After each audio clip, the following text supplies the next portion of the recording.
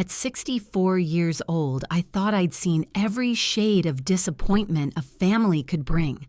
But nothing cut me like hearing my only son whisper to his wife that they'd find a way to put me in a home. They thought I was too old to hear, too weak to fight, but they forgot.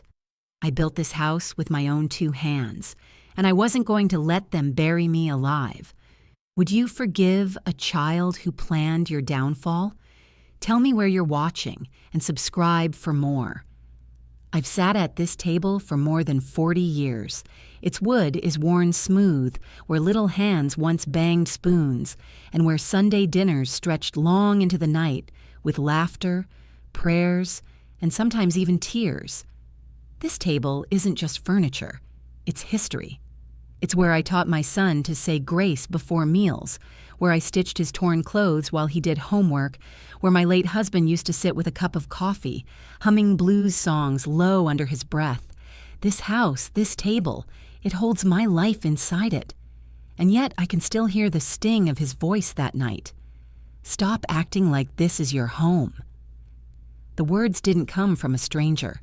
They came from the boy I carried for 9 months, the boy I raised when I didn't have 2 nickels to rub together, the boy who once clung to my leg and begged me not to leave when I had to work double shifts just to keep the lights on. That boy is gone. What sat across from me that night was a man with my son's face, but not his heart. But before I take you to that dinner, before I tell you how I calmly slid my phone across the table and watched the air get sucked right out of the room, you need to understand what came before. Because betrayal like that, it doesn't happen in one night. It grows, like mold in the corners, spreading quiet and hidden until suddenly you realize the whole house smells rotten. I was 21 when I bought this home. Back then, it was nothing to brag about. The roof leaked, the floors creaked, and the bank barely trusted me with the loan. A young black woman with a baby on her hip in the early 80s. They didn't expect me to hold on to it, but I did. I worked nursing shifts that stretched past exhaustion, then picked up cleaning jobs on the side. Every dollar I scraped together went into keeping this roof over our heads. And my son, Lord, I spoiled him with love, if not with money. When he needed braces, I worked doubles until my feet swelled. When he wanted to play football, I patched uniforms, sold pound cakes at the church fundraiser, did whatever it took to keep him on that team. I told myself, he may not grow up with riches, but he'll never feel poor in spirit. And for a while, it seemed to work. He was a sweet boy. He hugged me tight. He called me his hero. He told teachers he wanted to buy me a big house one day when he made it. But children don't always stay the same. Somewhere between the scholarships, the career, and the woman. He married. My son changed. His words got sharper, his tone colder. At first I blamed myself. Maybe I'd held him too tight. Maybe I hadn't taught him enough about humility. But then I started noticing the small things. His wife, for instance. She was never outright cruel. No, she was smart about it. Slick little comments slipped into conversations like poison. Oh, isn't it funny how people hang on to old houses? Or, you've worked so hard, maybe it's time to let someone else take care of things. Always with that sweet smile that didn't reach her eyes. And my son? He never corrected her. He'd just sit back, quiet, letting those words linger in the air. Now I've lived long enough to know when silence speaks louder than words. I didn't press, I didn't argue, but I felt the shift. Family dinners started to change. They weren't joyful anymore. They felt like performances. My son playing the role of the successful man, his wife showing off her polished laugh, and me, well, I was the extra. I was the afterthought. The woman who'd cooked the meal but wasn't welcome in the conversation. I remember one Sunday, I'd spent all morning baking cornbread and smothering chicken, just like his favorite from when he was a boy. When I set the dishes down, she leaned over and whispered, loud enough for me to hear, "You really shouldn't be cooking with so much grease. It's not healthy at her age." At her age. Not mama, not mom, her. That cut deep. But you know what I did? I smiled. I set that chicken down right in the center of the table, said grace like always, and I ate my food in silence. Because sometimes silence is a weapon. Sometimes silence says, I see you, I hear you, and I'm not going to give you the satisfaction of breaking me down. Still, the silence inside me didn't mean peace. It meant storing things away, like a jar filling drip by drip, until one day it shatters from the weight of it all. And that day came. At the table I built, under the roof I bled for, my son's voice rose in a way it never had before. Stop acting like this is your home. He said it with strangers watching, with his wife smiling that same cold smile. And I looked at him, calm as I could, even though inside my heart cracked. I didn't yell. I didn't cry. I didn't beg. I just slid my phone onto the table and said, funny, because the deed says it is. The room went silent. But what I saw in his eyes that night wasn't shame. It wasn't regret. It was something far worse. And that's when I realized this wasn't just a moment of disrespect. This was war. I used to think my son's memory was short. That must have been the reason he forgot where he came from, the nights I sat up with him feverish on my chest, the mornings I walked him to school in shoes I'd bought from Goodwill but polished until they shined like new. I told myself, maybe he was just busy. That success had a way of fogging up a man's mind. But as I sat across from him that night at dinner, I realized it wasn't memory. It was choice. He chose to forget. My son was not born with a silver spoon. He was born into struggle. I was barely out of girlhood myself when I brought him into this world. His father and I tried to make it work, but life has a way of testing what's already weak. His daddy loved him, but he loved the bottle more. So it was me against the world most of the time. I remember carrying him home from daycare in the middle of winter, my coat wrapped around his little body while my arms shook from the cold. The bus had broken down, and the snow kept falling, and people passed by without offering so much as a ride. My son buried his head in my shoulder and whispered, "Don't let go, Mama." I didn't. Not then, not ever.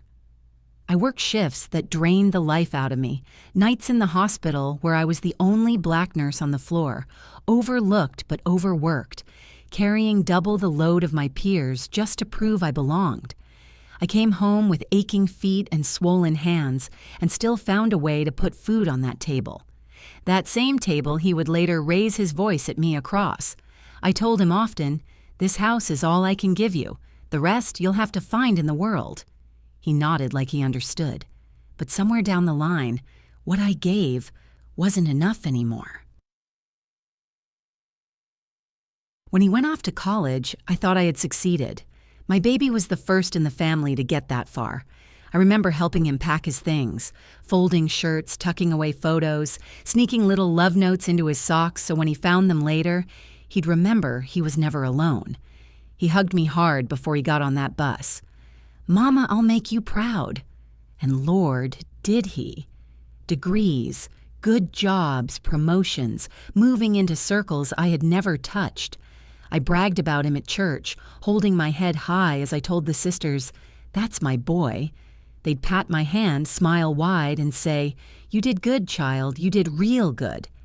But success can be a dangerous thing. It can lift you up, or it can twist you, stretch you into someone unrecognizable.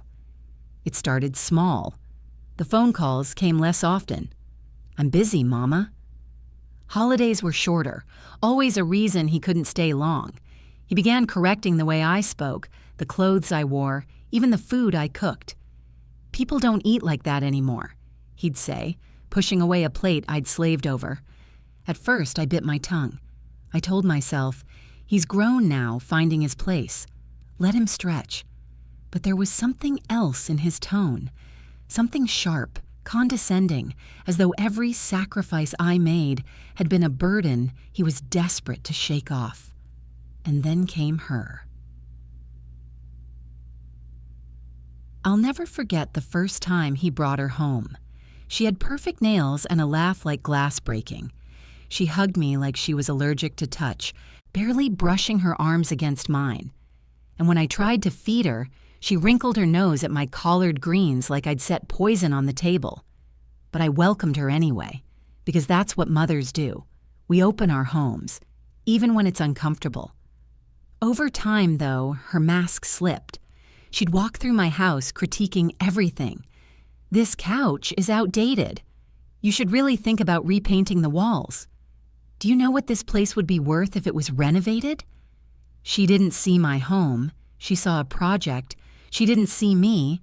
She saw someone standing in the way. And my son, he laughed along with her.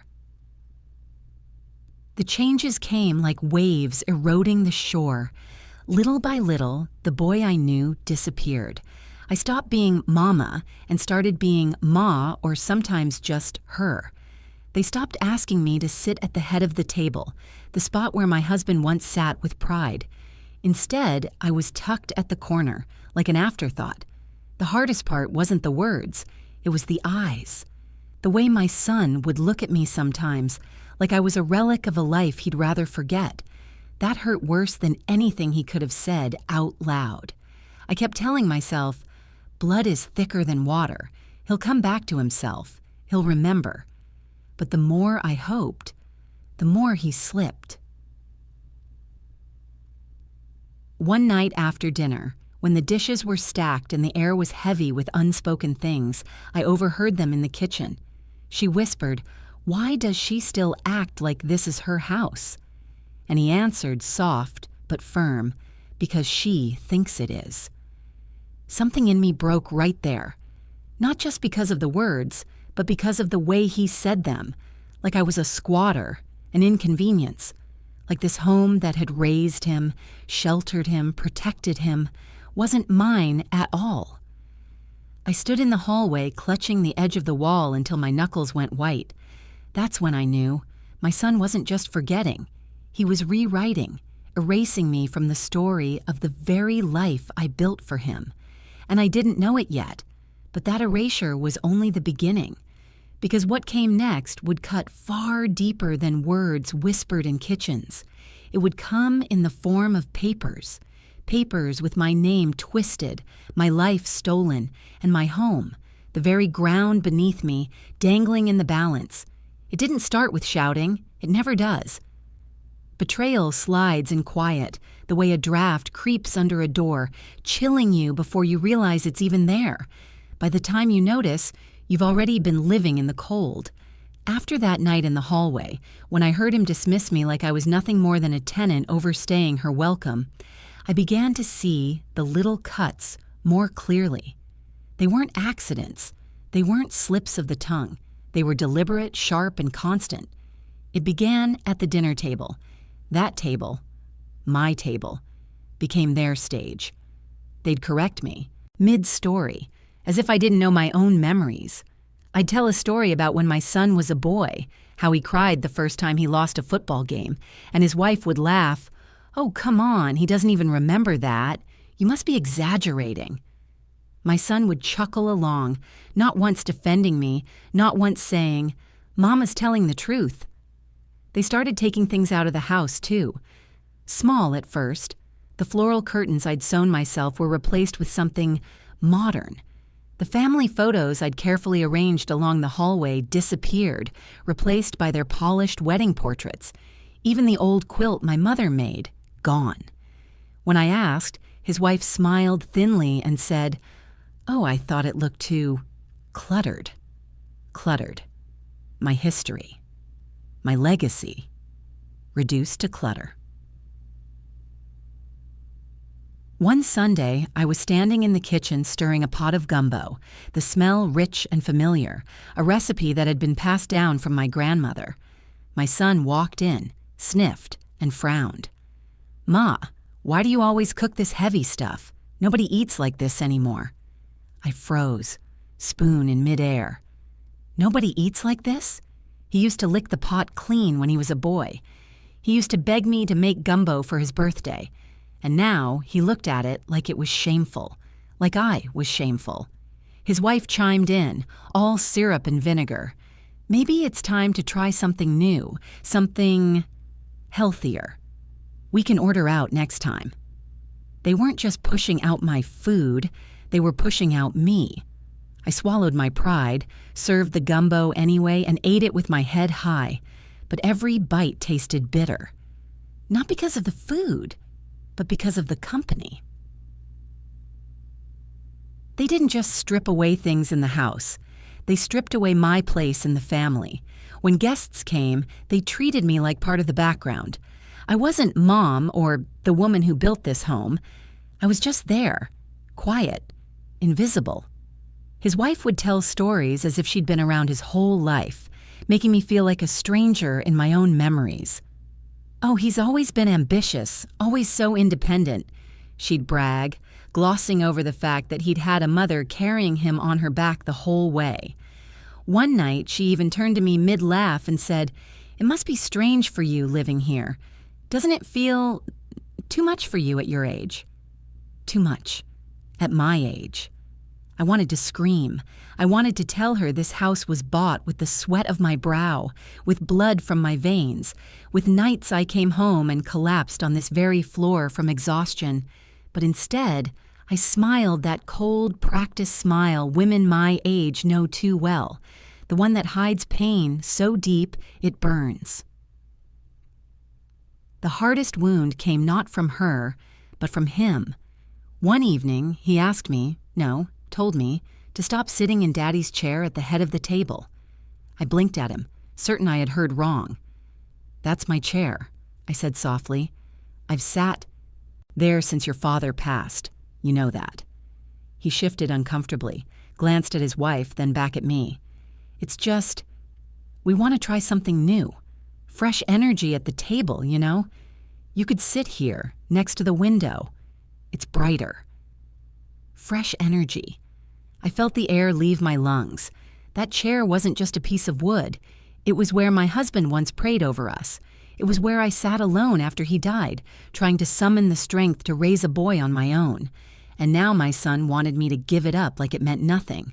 I didn't argue. I didn't fight. I sat in the new spot by the window, staring at my reflection in the glass, as if to remind myself I was still here. But inside, something cracked. Something shifted.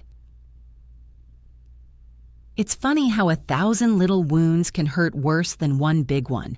You start to doubt yourself, to wonder if maybe they're right. Maybe you are too old. Maybe you don't belong anymore. But deep down beneath the hurt, there was a fire. Quiet, simmering, but alive. I knew they were building towards something. The way they whispered, the way they exchanged looks when they thought I wasn't watching. It wasn't just disrespect. It was preparation. And then came that night. That night when all the whispers boiled over into open fire. We were at the table. My table.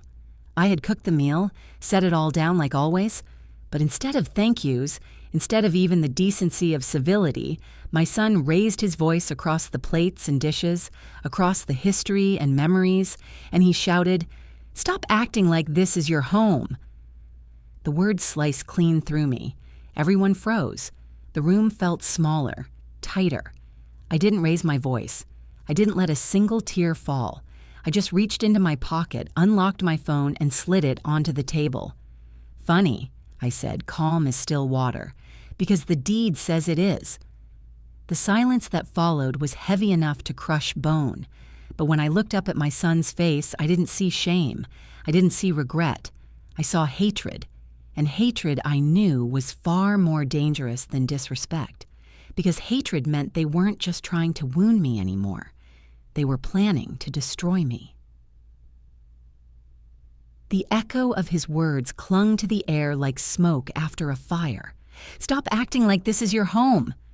My son's voice, once soft and boyish when he used to call me Mama, now rang sharp and cruel, slicing through the clatter of forks and glasses. For a moment, nobody moved. Even the ceiling fan seemed to stop spinning, like the whole house was holding its breath. I looked at him, my boy who had once cried into my apron when he skinned his knee, my boy who used to whisper secrets to me under blankets. And all I could think was, how did we get here? But I didn't tremble. I didn't shout. My whole life I'd learned the power of stillness.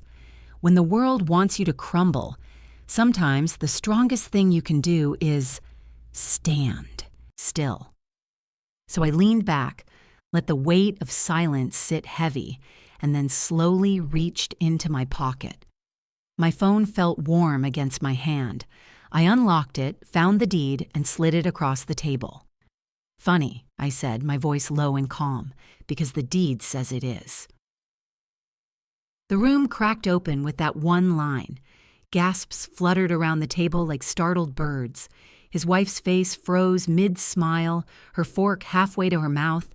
One of their friends, a man I barely knew, coughed into his napkin to hide a smirk. And my son's jaw tightened, his eyes burning with something darker than embarrassment. Not shame, not guilt, hatred. The kind of hatred you don't build in a single moment. The kind that festers, slow and steady until it's ready to explode. I met his gaze, steady, unflinching. For a second, I thought maybe the boy I raised was still in there, buried under pride and poison. But then his wife laid her hand over his, squeezing, whispering something I couldn't hear, and that flicker of softness vanished. "You don't have to be so dramatic, Ma," he finally said, his voice flat. "We're just saying you need to adjust. Times change. This doesn't have to be your hill to die on." My hill? My home? I wanted to laugh, but the sound stuck in my throat. Instead, I leaned in, my eyes fixed on his. "This house isn't a hill, baby. It's my mountain. And I climbed every inch of it for you." The table went silent again. His wife cleared her throat, her voice honeyed but sharp. "We're only trying to help. You've done so much already, but maybe it's time to let go. Think about what's best for everyone." Best for everyone. I almost asked her what she knew about sacrifice, about working herself ragged just to keep food in a child's belly. But I didn't, because I understood something in that moment. They weren't trying to help. They were trying to erase me. The rest of that meal dragged on like a funeral. No one spoke much, just the occasional scrape of cutlery on porcelain. I watched as my son avoided my eyes, focusing instead on the rim of his wine glass. His wife forced conversation with the guests, pretending nothing had happened, but the damage was done. I excused myself early, retreating to my room. Behind the closed door, I let the mask slip. My hands shook, my chest heaved. I pressed my palms against the dresser to steady myself. 40 years in this house, and never once had I felt like a stranger in it. Until now. I sat on the edge of my bed, staring at the familiar wallpaper, the faded photographs on the wall, the little trinkets collected over decades, and for the first time, they didn't comfort me. They mocked me, whispered, "They don't see you, they don't want you, they are waiting for you to leave." I cried then, not just for myself, but for the boy I lost, because somewhere along the way, I had lost him. Next morning, the tension lingered like a storm cloud. I moved through the kitchen quietly, fixing myself tea. My son came in, his face tired, jaw set. He didn't say, "Good morning." He didn't even look at me. He just poured his coffee, muttered something under his breath, and walked out. I wanted to call after him, to remind him of who I was, of what I had given, but I stayed silent, because I knew words wouldn't reach him anymore. That night, as I lay in bed, the weight of it pressed heavy on my chest. I could feel the walls of the house closing in, the whispers at the table echoing in my ears. "Stop acting like this is your home." And that's when it hit me. This wasn't just disrespect. This wasn't just pride or arrogance. This was intent. They wanted me gone. The following days proved it. I noticed the way they spoke softer when I entered the room, conversations cut off mid-sentence, the way mail began arriving with his name more often than mine, The way she walked through the house with a kind of ownership, rearranging things, deciding what stayed and what went. It wasn't paranoia, it was a pattern. I began listening closer, paying attention to the whispers, the glances, the half-finished sentences. And slowly, a picture began to form, a picture I didn't want to see, but couldn't ignore. Because this wasn't just about a chair at the table. It wasn't about cooking or curtains or where I sat. It was about erasing me from the very home I had built brick by brick. And when I looked into my son's eyes across that table, saw that flicker of hatred instead of remorse, I knew one thing for certain. This war had only just begun. After that dinner, the house itself felt different. The walls that once held laughter seemed to hum with secrets. Every room I stepped into carried echoes that weren't mine, shadows of conversations that stopped when I entered, glances that flickered between my son and his wife. My home, my sanctuary, had become a stage where I was the unwanted extra. It began subtly, almost like they thought I wouldn't notice. They'd lower their voices in the kitchen, but I could still hear fragments. Words like transition and future plans floated through the air like smoke. Their eyes darted toward me, then away, as though I were some fragile relic, too old and too blind to catch on. But I caught on. I always caught on.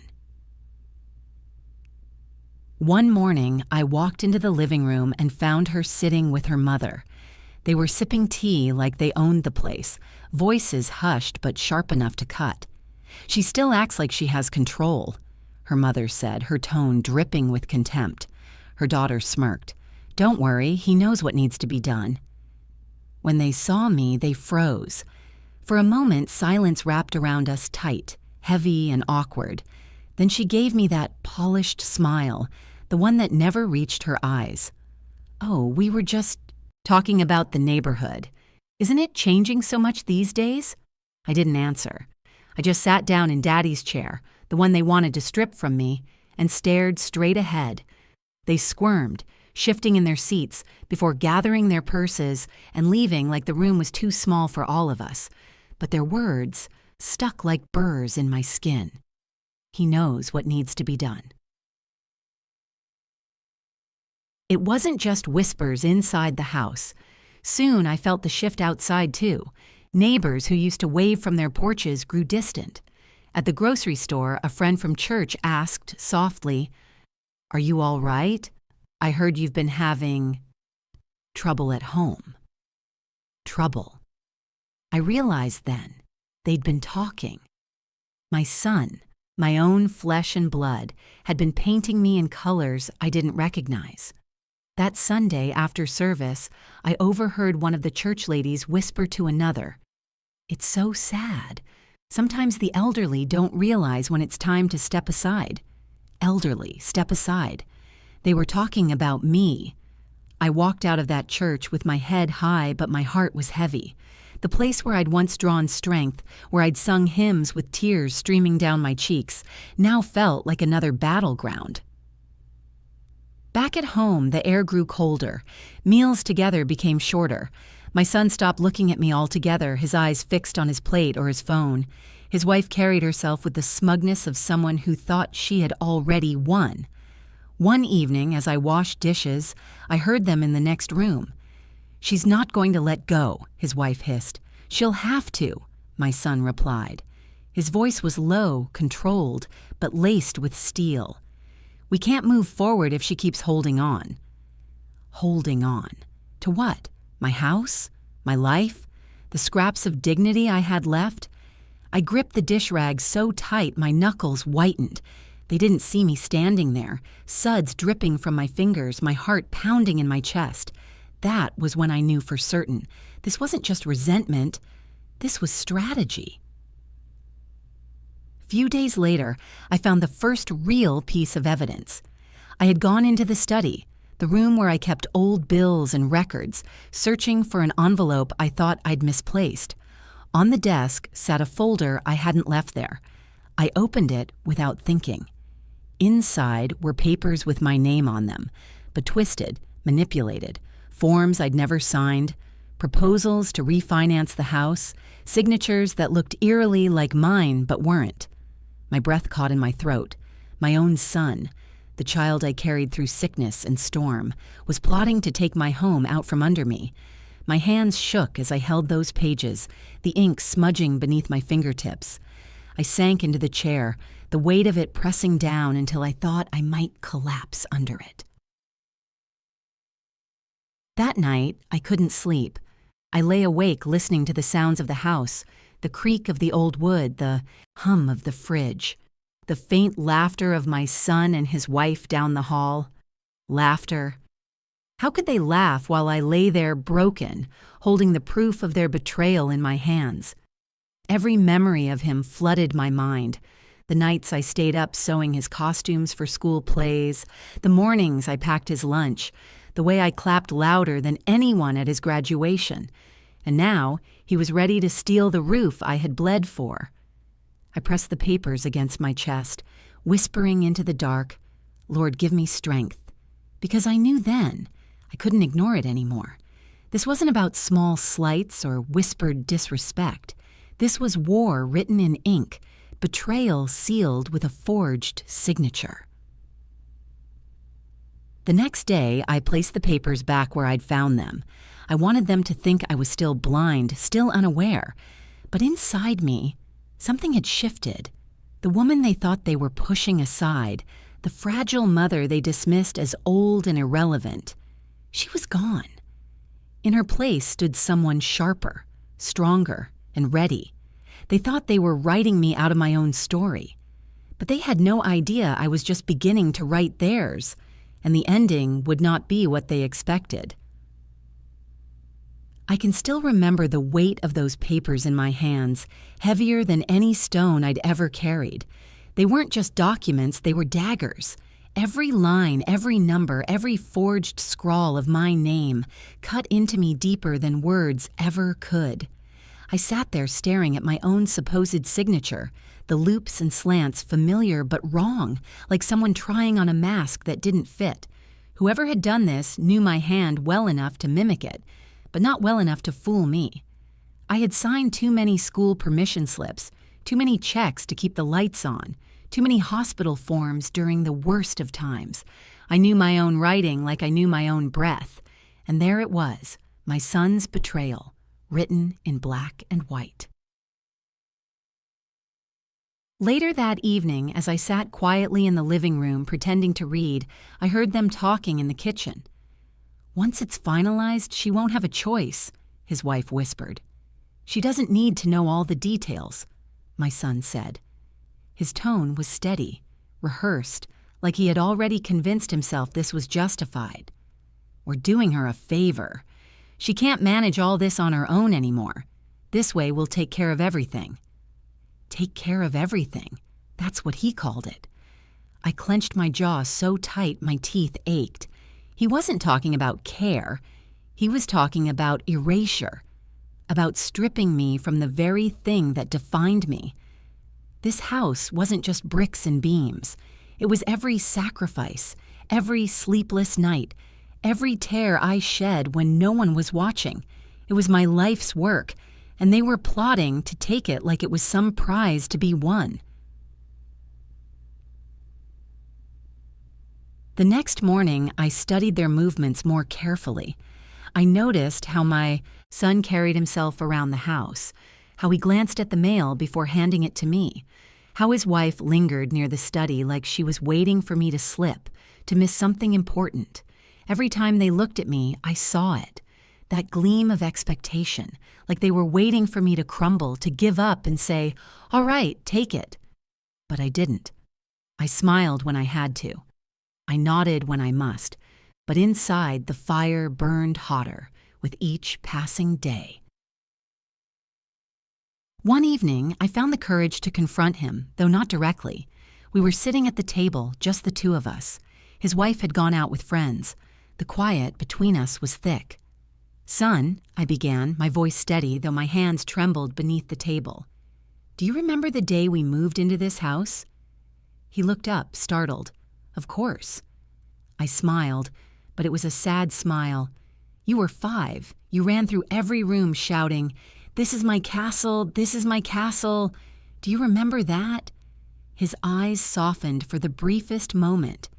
"Yeah," he said, almost under his breath. I leaned closer. "And I told you, no, baby, this is our castle. Mine and yours, built together." He shifted uncomfortably, pushing his plate away. "Why are you bringing this up?" "Because," I said, my voice sharpening, "you seem to have forgotten who built this castle. Whose hands carved the bricks, whose back carried the weight. Don't you forget, son. Don't you ever forget." He didn't answer. He just stood up, muttering, "You don't understand," before walking out. But I understood more than he thought. I understood everything. It wasn't long after that I found the second set of papers, this time hidden deeper, tucked inside a folder in his briefcase. Not just refinancing documents, plans to sell my house, my home. The air left my lungs. My knees nearly buckled beneath me. He was ready to throw away not just the walls I lived in, but every memory they contained, ready to cash in on the blood and sweat I poured into this place. I clutched the folder to my chest and sank into Daddy's chair, rocking back and forth like I used to when the grief was too heavy to stand. Tears blurred my eyes, but I blinked them away, because grief was no longer enough. Grief wouldn't save me. This was war now. That night, as they laughed in the other room, I sat alone with the papers spread across the table, and I made a promise to myself. If they wanted to play games with ink and signatures, then so be it. I'd show them just how sharp a pen could cut. But first, I needed help. The kind of help they didn't know I had the strength to seek. So I gathered the documents carefully, slipped them into a folder of my own, and tucked them away in a place they'd never think to look. Then, with my heart heavy but my mind clear, I whispered into the silence of the house, "You may be my son, but you are not my downfall." The days that followed were filled with small performances. I let them think I was slipping, let them think I was tired, distracted, unaware. I shuffled around the house like a woman too weary to notice her world being dismantled, and they believed it. They whispered bolder now, careless, convinced they'd already won. But what they didn't know, what they could never imagine, was that every whisper, every lie, every forged stroke of ink was only fueling me. They were writing me out of my home, but I was already scripting their downfall. There's a certain kind of power in silence. I learned that long before my son was born, long before I owned this house. Silence can be weakness, yes, but it can also be a weapon. People mistake it for surrender when, in truth, it's strategy. And after finding those papers, after realizing just how deep their betrayal went, I made silence my shield. I stopped challenging them outright. I didn't correct their whispers. I didn't roll my eyes when his wife swept through the house, redecorating with her tasteless little touches. I didn't bristle when my son skipped over me in conversation, speaking of this house like it was already his. I simply nodded, smiled faintly, and let them believe I was shrinking. They thought I was defeated. They thought they had broken me. But what they didn't realize was that I was watching, listening, recording every word they let slip. One night, I sat alone in my bedroom with my old cassette recorder, the same one I once used to tape my favorite gospel hymns off the radio. I pressed record and spoke softly into the dark. The dates, the documents I'd found, the conversations I overheard. My voice was steady, almost eerily calm, as though I was narrating someone else's story. The next morning, when my son barked at me for moving the mail from the counter to the table, I pressed record again, this time letting his sharp tone fill the tape. Later, when his wife told me, "You should start looking at retirement communities. It would be easier for everyone," I slipped my phone out of my apron pocket and hit the little red button. Every cruel word, every lie, every manipulation, I captured it all. Piece by piece, I built my own archive of their betrayal. But recording wasn't enough. I needed proof that would stand in a courtroom if it came to that. So I started making copies. Quietly, carefully, I visited the library, fed their forged documents into the scanner, and tucked the copies deep inside a worn leather Bible. They never thought to look there.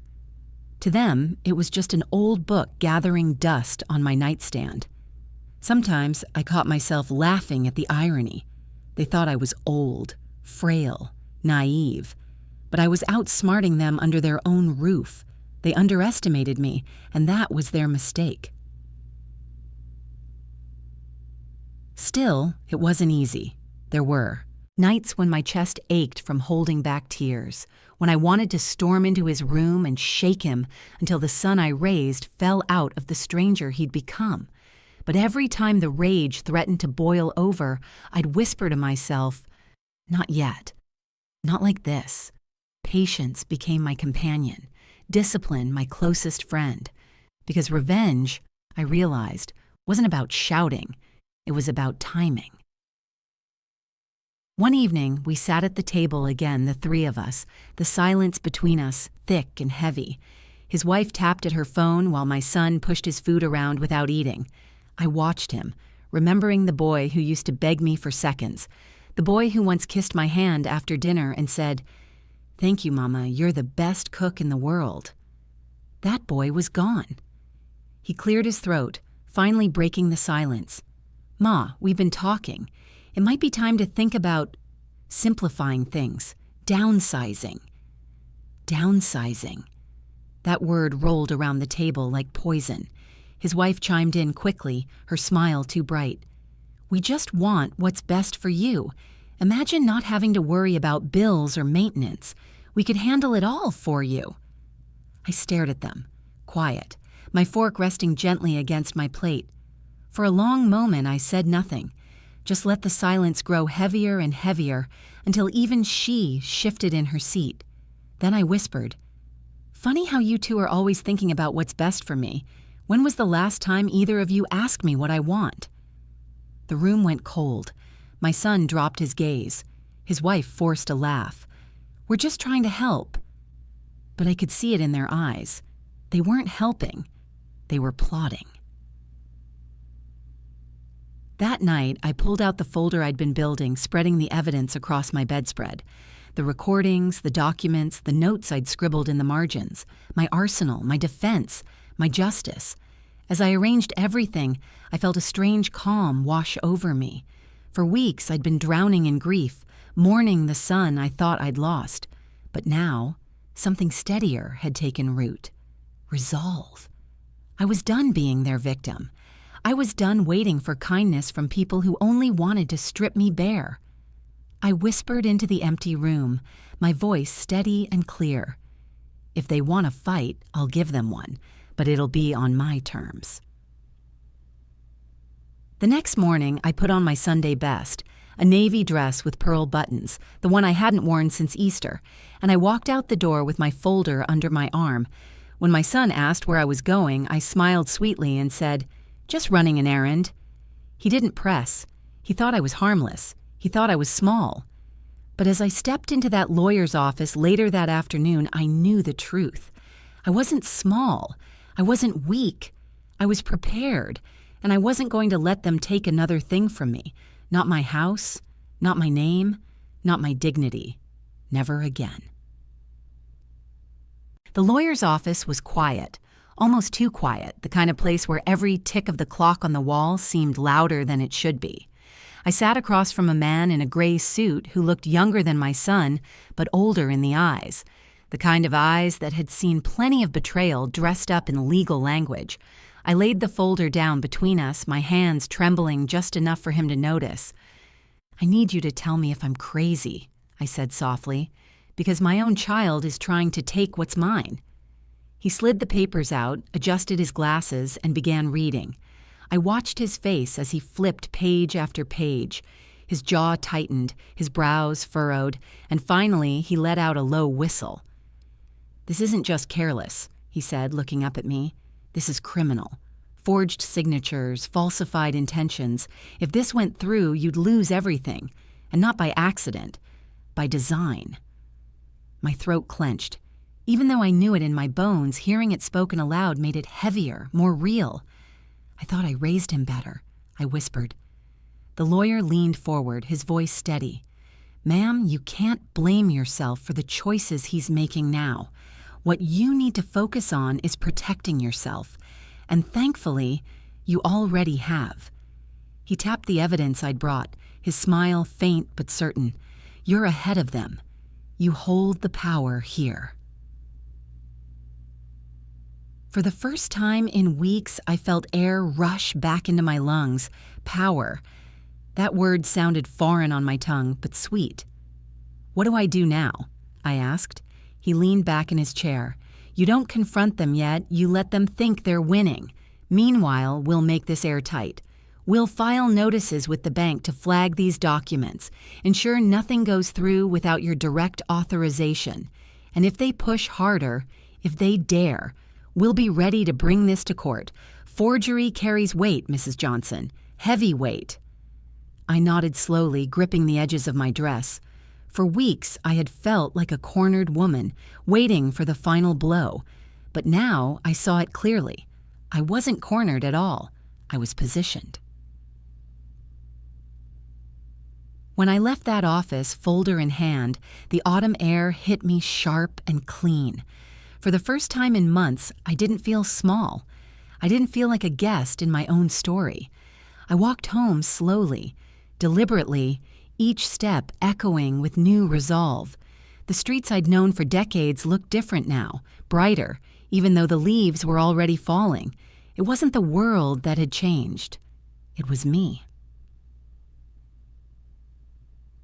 That evening, when I stepped back into the house, I wore my mask again. My son was in the living room, his eyes flicking toward me briefly before settling back on the TV. "Where you been, Ma?" he asked, his tone flat, distracted. "Just out," I said lightly, setting my purse on the table. "You know I like to keep busy." He didn't push. He didn't ask. More. That's how sure he was that I had no teeth left, no claws. It almost made me laugh. Later, I heard him and his wife whispering again in the kitchen. Her voice was sharper this time. "You need to move faster. If she catches on, she won't," he cut her off. "Trust me, she's tired. She's not the same anymore. We can handle this." I sat on my bed with the door cracked open, listening to their confidence drip through the walls, and I smiled. Let them underestimate me. Let them think I was weak. Every word they spoke was fuel for the fire I was building. The lawyer's words echoed in my mind over the next few days. When the time is right, hit them where it hurts most. I began moving more carefully, sharpening the edges of my act. Some mornings, I let my shoulders slump a little more, dragged my feet across the floor like I was worn down. When she suggested maybe I should look into senior housing, I chuckled weakly and said, "Maybe one day." Her eyes gleamed with triumph. She thought she was breaking me. At night, when the house was quiet, I sat in my room writing down every detail. Dates, times, conversations. My little notebook became my weapon, each page lined with evidence of their arrogance. One Saturday, I went back to see the lawyer with new notes, new recordings. He scanned them, nodded approvingly. "You're doing everything right," he said. Then he leaned back, folding his hands together, his smile slow and deliberate. "They're digging their own grave. All you have to do is wait." Something in the way he said it sent a chill down my spine. Not fear, anticipation. The kind of anticipation that comes before a storm. Back at the house, I watched them more closely. My son pacing with phone calls, his wife scribbling in notebooks, both of them moving like thieves planning a heist. But every step they took, they were digging themselves deeper. They didn't realize the ground they stood on was already crumbling. One night, as I folded laundry in my room, I caught my reflection in the mirror. For the first time in a long while, I didn't see a weary, broken woman. I saw steel in my eyes. I saw the girl who had carried a baby on her hip through the snow. I saw the nurse who had worked triple shifts and still come home to cook dinner.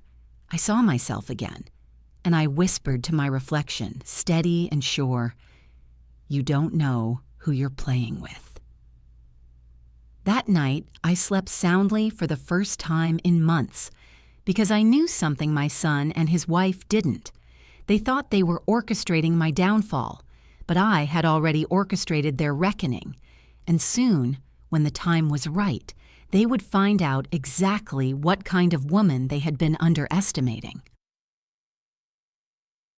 The days that followed, I wore a mask so carefully stitched together it could have fooled even the sharpest eye.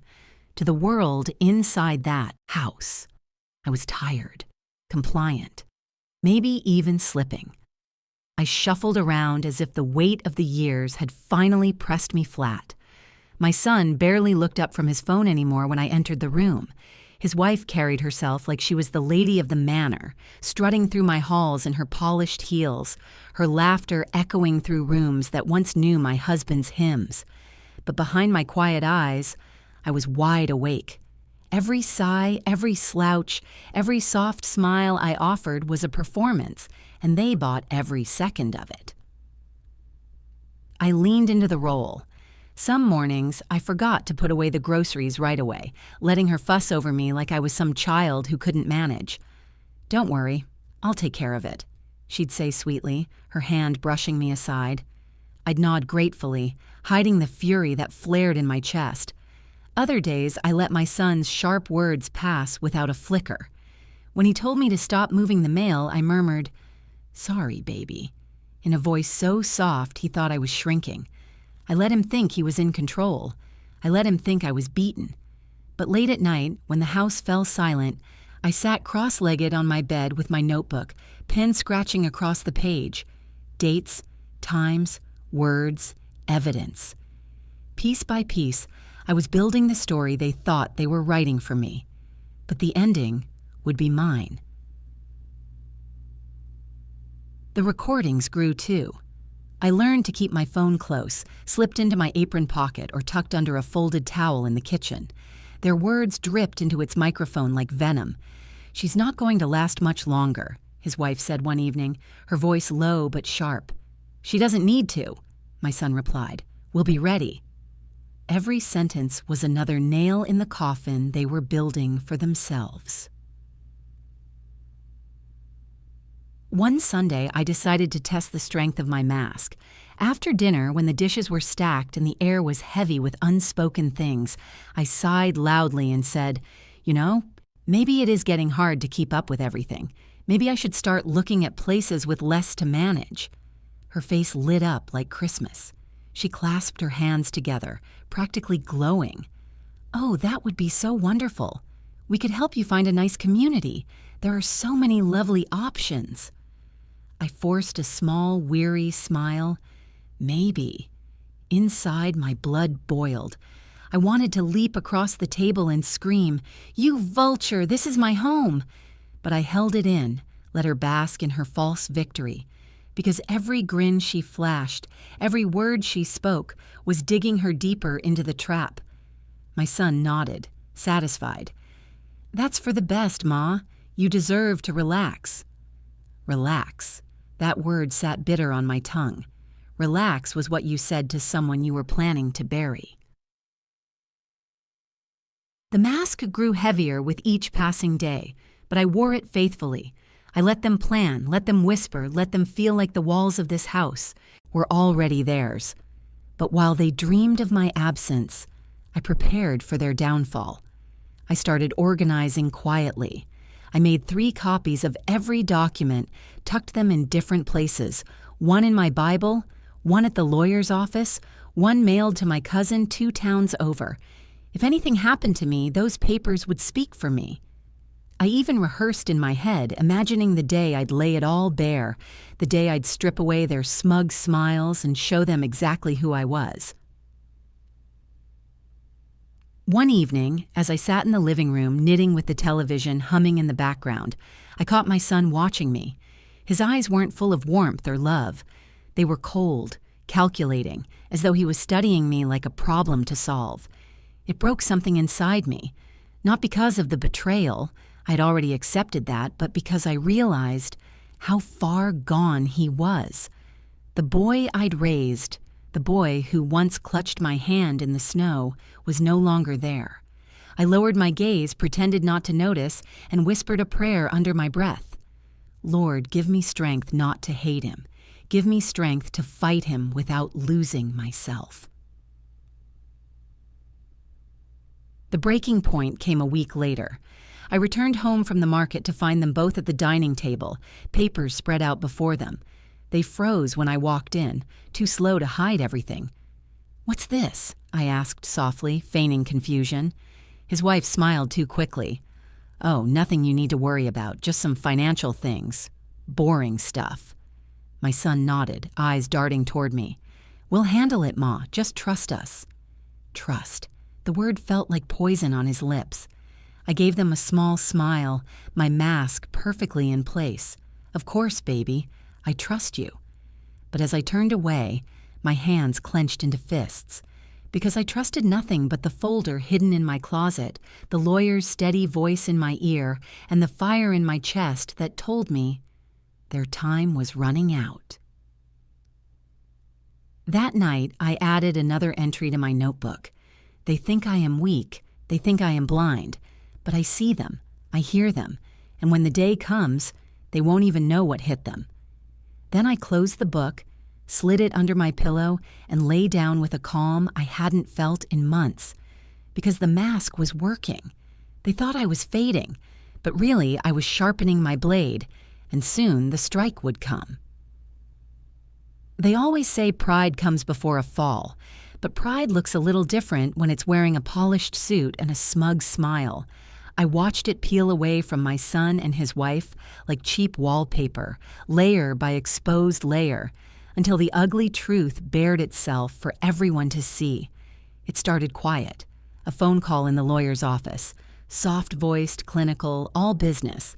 "We've placed a fraud alert on the account," he told me. "We've notified the bank and placed a freeze on any action that would affect your title. We've also sent a certified letter to your son and his wife, notifying them of potential criminal charges should they proceed." The words felt like balm and iron both. Relief that someone was on my side, and a cold certainty that there would be consequences. I walked home with the papers clutched to my chest, the way you hold a child through a storm. The house looked the same from the outside. The same porch swing, the same smashed mailbox where the kids used to play, the same roses my husband had planted dying a slow, stubborn death by the fence. But inside, everything was different. The air tasted metallic, like lightning before the strike. The first crack showed up at dinner. My son's phone buzzed on the table. He glanced down, his face colorless. "It's the bank," he muttered. But we all knew he was lying to himself. He pushed his chair back like he'd been burned. His wife's hand flew to her mouth, a practiced reflex to hide shock. She caught his eye and mouthed something furious and small. His hands shook when he picked up the glass. Then the calls came. Friends who'd been quiet until that moment began to distance themselves with the speed of people fleeing a sinking ship. "We heard some things," one neighbor said, eyes sliding away from mine like he expected me to be contagious. Another cousin at the church stopped dropping by unexpectedly. Rumors, once sown, multiply. Their whispers are sharp and cruel, but they also spread the truth faster than any denial. The first real confrontation came from a place I didn't expect. My son's own in-laws. They came over unannounced one afternoon, faces like thunderclouds. Her mother stood in my doorway, the same woman who months ago had sipped my tea while calling me control freak behind her daughter's back, and she didn't bother with pleasantries. "What is going on here?" she demanded. "My daughter says you knew nothing of the refinancing. Are you trying to set them up?" Her voice shook with the kind of fear that springs from self-preservation, not from loyalty. I felt a strange mix of pity and amusement. They were panicking now, not because of what they'd lost, but because their plans were folding up like a cheap deck of cards. "I didn't do anything," I said simply, and then I slid the folder of copies across my chest like a shield. But I know enough to keep what is mine. Once the bank blocked the transactions, the couple's options narrowed. They'd hoped to move fast, refinance, take out equity, maybe sell and split the proceeds. Before I woke up to the scheme, I could almost see the cogs grinding in his mind slam to a halt. The arrogance that had carried them so far suddenly looked very small and very foolish. Panic is loud. It rattles the bones. My son went from being cool and collected to a man who looked like he hadn't slept in days. He argued with the bank, his voice higher than I'd ever heard it. He called friends, his tone urgent and pleading. "We can fix this," he told them, like a drunk promising he'd sober up tomorrow. Friends who'd once admired his climb now kept their distance, unwilling to be dragged into a fight that smelled of forgery. But criminal schemes have a way of tripping on their own loose ends. People involved get nervous. A contractor who'd been tipped to appraise the house called my lawyer when the payments stopped arriving. An accountant who'd been asked for advice sent a terse email asking to be removed from the loop. Their scaffolding began to collapse as one by one the people holding it up stepped away. And then, like a match lighting tinder, the news reached one of his old friends, the kind who'd known my son when he still played barefoot in the yard. This friend didn't care about property or profit. He cared about truth. He called, voice cracked, and said, "Ma, I remember him when he used to share the last slice of cornbread with you. What are they doing?" I told him the bare facts. He promised to come by. When that man walked through my door, he didn't come empty-handed. He brought witnesses. A neighbor who'd seen the signed papers exchanged, a former co-worker who'd heard whispered plans, even a distant cousin who'd noticed odd withdrawals. People who once turned a blind eye started talking, and their stories stitched together a tapestry of evidence that even my son couldn't unravel. I watched the change in my son like you watch a fever take a body. Helpless, horrified, and somehow resigned, he began to shrink around the weight of what he had done. Where once his anger had been loud and defiant, now it was edged with panic and bargaining. "Mama, we can work this out," he begged one night, voice broken. "I'll pay you back, whatever it takes. Please don't ruin my life." I saw the child I loved peeking from under the mask, pleading as the man he'd become. For a second, grief washed over me, real, deep, aching. But grief did not erase the forged papers. It did not undo the way he'd tried to sell my life for cash. I had to be both mother and defender, and the balance was sharp. One by one, the invitations stopped coming. The Sunday dinners, the holiday calls, the casual texts from friends who now watched from the periphery. Their social circle tightened like a noose. The life they'd dreamt about slipped through their fingers. The wife's family, who'd once smirked at the idea of inheriting, now looked at her with disappointment so fierce it left marks. Yet even in their unraveling, there was defiance. My son lashed out sometimes, angry, mean, words thrown like knives. "You did this," he accused through gritted teeth, like a child blaming the thunder for the rain.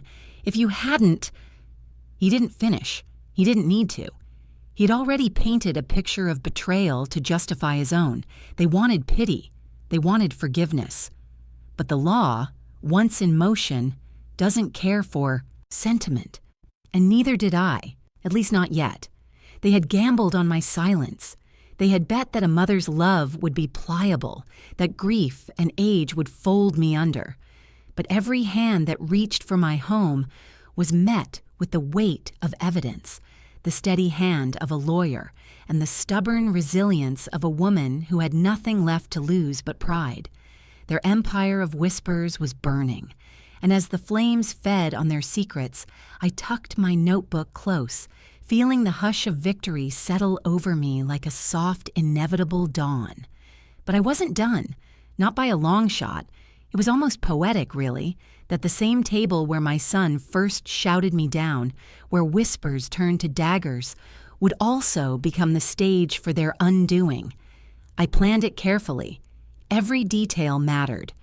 I spent the morning cleaning the house top to bottom, not because it needed it, but because I wanted the place to shine. The curtains pressed, the silver polished until it glowed, the wood of that old dining table buffed until it reflected the light like glass. If they were going to look around my home one last time, they would see it in all its glory. Then I cooked. Lord, did I cook. Fried chicken the way my son used to beg for, collard greens simmered until tender, cornbread golden at the edges, peach cobbler bubbling sweet in the oven. I wanted the air itself to taste like memory, to remind him what he'd tried to sell off for a pocket of cash. When I set the table, I didn't sit at the corner like they'd forced me before. No. I placed my chair back at the head, where it had always belonged, right across from the seat my son favored. That chair was more than wood. It was my throne. When they arrived that evening, his wife's smile was stretched too thin, nervous around the edges. My son kept glancing at me, suspicion flickering in his eyes, but I only smiled warmly, my mask flawless. "Sit," I said softly, gesturing to their places. "It's been too long since we've had a proper family dinner." They obeyed, though the air was thick, heavy with unease. As the meal began, I watched them squirm beneath the weight of their own guilt, though neither dared speak of it. They poked at the food, muttering half-hearted compliments, while I ate slowly, deliberately, letting the silence stretch. Finally, when the plates were half empty and the cobbler was cooling on the counter, I folded my hands on the table. My voice was calm, steady, the way a preacher sounds when he's about to deliver the word. "There's something I need to say." They froze, forks hovering mid-air. My son's wife's eyes darted to him, searching for guidance. My son leaned back, jaw tight, his posture defensive. "I've sat at this table with you for months," I continued. "Listened to your whispers, felt your lies. I let you think I was weak, let you think you could push me aside. But tonight, I'm done being silent." I reached into the leather folder at my side and laid the papers down, one by one, the sound of each page hitting the table like a drumbeat. Bank letters, forged documents, notarized copies, witness statements. Their eyes widened with every sheet. "These," I said, my voice rising just enough to cut the air, "are proof of what you tried to do, proof of the home you tried to steal, the life you tried to erase." His wife gasped, covering her mouth with trembling hands. My son's face turned red, then pale, his eyes darting between me and the evidence he could no longer deny. "You think this house belongs to you?" I leaned forward, locking eyes with him. "You think you can take what I built with my own blood and sweat? You're wrong. This house is mine. It has always been mine, and I will never, never let you take it." For the first time in months, I saw fear in his eyes, not the fear of a child caught stealing cookies, but the fear of a man whose whole scheme was collapsing around him. "Mama, wait," he stammered. "It's not what you think." "Oh, it's exactly what I think," I cut him off. My voice was sharp, each word landing heavy. "I have the recordings, the dates, the signatures. I have the bank on my side, and if I wanted to, I could have the law on you by tomorrow morning." His wife looked like she wanted to vanish into the floor. We just thought it would be easier," she stuttered. "You're getting older and—" "Older," I said, narrowing my eyes. "Older does not mean helpless. Older does not mean blind. And older sure as hell doesn't mean you get to erase me from my own home."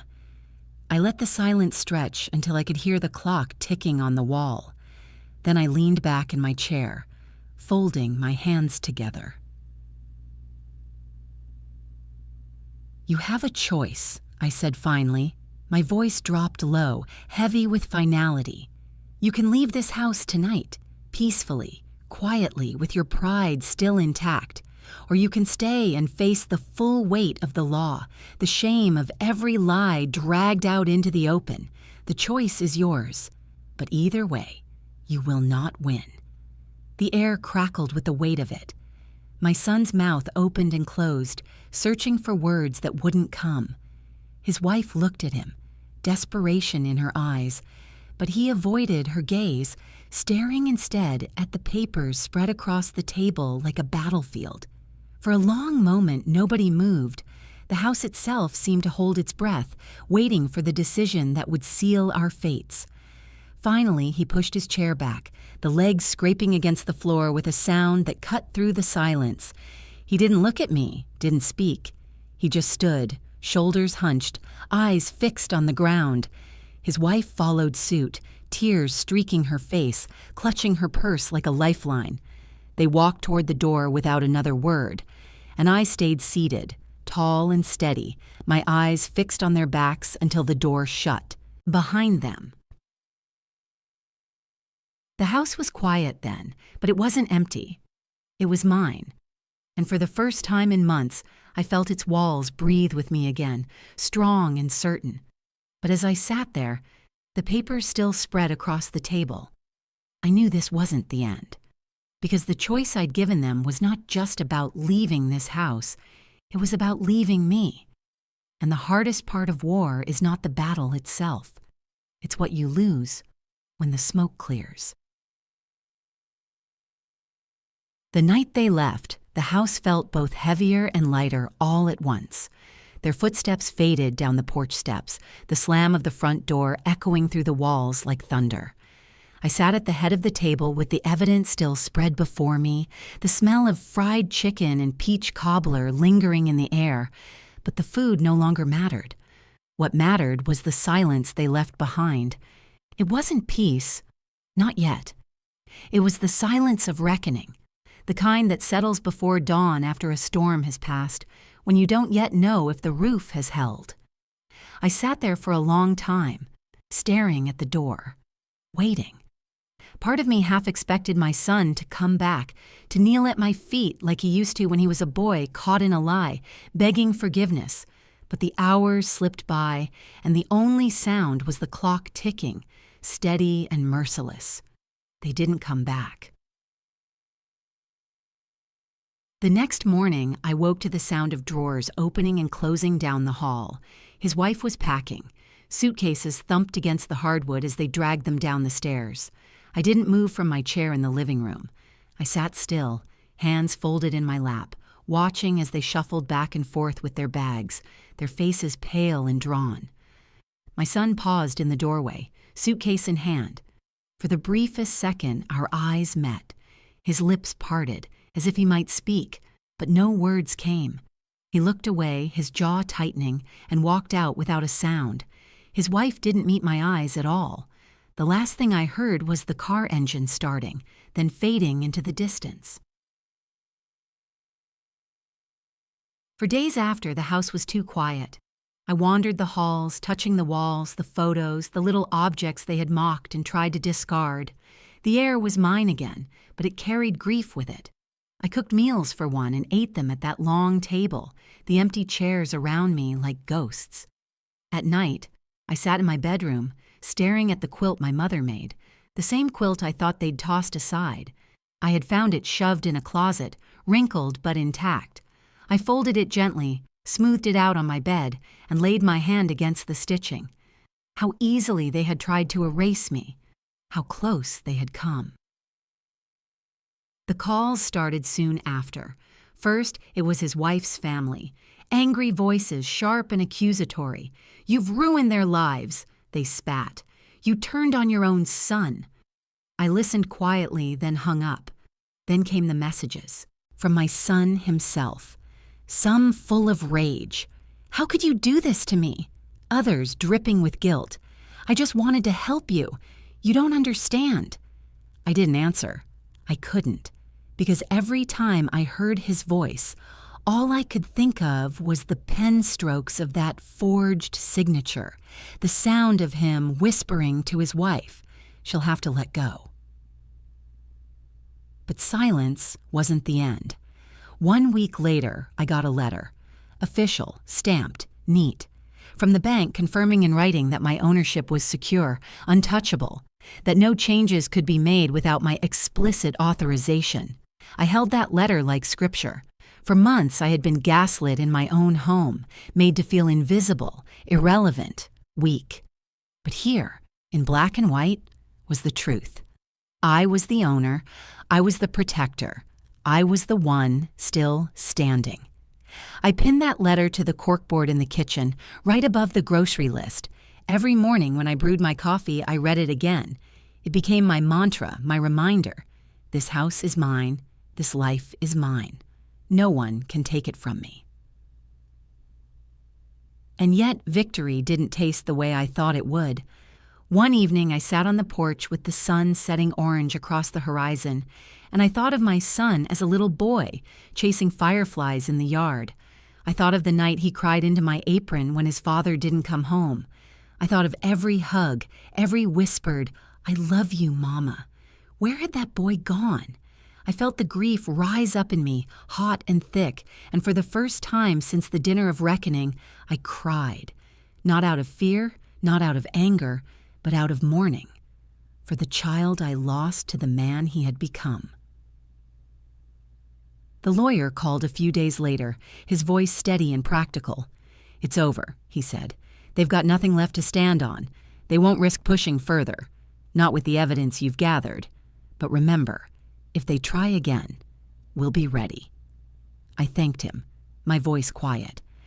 But after I hung up, I sat for a long time staring at the phone in my hand, because even though the battle was won, the war inside my heart raged on. Forgiveness had always been my instinct. I had forgiven so much in my life, men who wronged me, friends who betrayed me, a world that treated me as less. But this, forgiving my own son for trying to strip me of my home, my dignity, that was a mountain I wasn't sure I could climb. That night, I set the table for one again. I placed my plate at the head, my chair steady beneath me. As I ate, I spoke aloud to the empty room. "I gave you life," I whispered. "I gave you everything, and you gave me betrayal." My voice cracked, but I held steady. "You made your choice. Now I've made mine." I folded my napkin, laid it carefully on the table, and sat back in my chair. For the first time, I let the truth settle deep in my bones. My son was gone. The man who walked out that door with his wife's hand clutching his wasn't mine anymore. He was a stranger, and I couldn't carry strangers in my heart. Not anymore. The house is quiet now, but it breathes with me again. Every creak of the floorboards, every groan of the pipes, every whisper of the wind against the windows, it all belongs to me, mine. The silence no longer feels like suffocation. It feels like freedom. I sit at the table each morning with my coffee, steam rising in the cool air, and I let myself remember. Sometimes it's sweet. The smell of biscuits in the oven when my boy was little, the way he'd grin when I let him lick the cake batter spoon. Sometimes it's bitter. His voice shouting across this very table, telling me to stop acting like this was my home. Both memories live here now, side by side, stitched into the wood of this table like scars. But the table remains, the house remains, and I remain. For weeks, people called, trying to pull me back into the chaos. Friends, relatives, church folks who had heard pieces of the story twisted through gossip. Some pitied me, some judged me, some blamed me. "How could you turn your own son out?" one woman whispered, her tone sharp with disapproval. I didn't bother to explain anymore, because explaining is for people who still have hope of being understood. And I knew now that most folks weren't listening. They were choosing sides. The only side I was on was survival. Some nights, when the shadows grew long and the house echoed too loud, I would sit in the living room and wonder if I'd done the right thing. What kind of mother pushes her own child out the door? What kind of mother threatens her son with the law? And then I'd remember. I'd remember the forged papers, the whispers, the plans to throw me into some home like yesterday's trash. I'd remember the way his wife's eyes lit up when I hinted at giving up, the way my son's voice hardened when he thought I was too weak to fight back. That wasn't my child anymore. That was a man who chose greed over blood. So I remind myself, protecting myself wasn't betrayal. It was survival. One Sunday, I returned to church. The sanctuary smelled of lilies and dust, the choir robes swinging as the voices rose in harmony. I walked in with my head high, and though whispers followed me down the aisle, I ignored them. When the pastor looked my way, I saw something in his eyes. Not judgment, not pity, but respect. He nodded once, and I sat taller in the pew. During the sermon, he spoke about Daniel in the lion's den, about faith, about holding firm when the world tries to tear you down. And I thought, that's me. That's my story. They tried to circle me, tried to sink their teeth in, but I came out whole. Scarred, yes, but whole. The seasons turned. Autumn faded into winter, the yard dusted with snow. I decorated the house for Christmas, alone for the first time in years. At first, it stung. No children's laughter, no son to hang ornaments with me, no family crowding around the table. But as I lit the candles in the window, I felt peace settle over me. This was still my home, my memories, my history. They could not be stolen, not by ink, not by lies, not by betrayal. I set a place at the table that night, just for me, and I whispered grace with steady hands. Lord, thank you for what I still have. Thank you for the strength you gave me to hold on. Sometimes I wonder if he'll come back, if one day my son will knock on this door, shoulders hunched, eyes filled with regret. Part of me wants that. Part of me aches for it. But another part of me, the stronger part, knows I can't live waiting for apologies that may never come. My healing can't depend on his shame. My peace can't hang on his choices. I've had to bury the boy I raised, even while the man still walks this earth. That is a strange kind of grief, one I wouldn't wish on any mother. But grief does not mean defeat. So I move forward. I tend to the roses by the fence, though the thorns catch my skin. I bake pies for the church fundraiser. I open my Bible at night and read passages aloud, letting the words echo through the house like hymns. And when I sit at this table, my table, I remember the lesson burned into me through fire. You can love someone with every ounce of your soul, but love does not mean letting them destroy you. Blood may be thick, but dignity is thicker. As I close my story, I look into the quiet of this room and ask the question that still lingers in my heart. If your own child tried to steal the home you built with your life, would you forgive them? I don't know if I can. Not yet. Maybe not ever. But I know this much. I am still here. The house is still mine. The table remains. And so do I.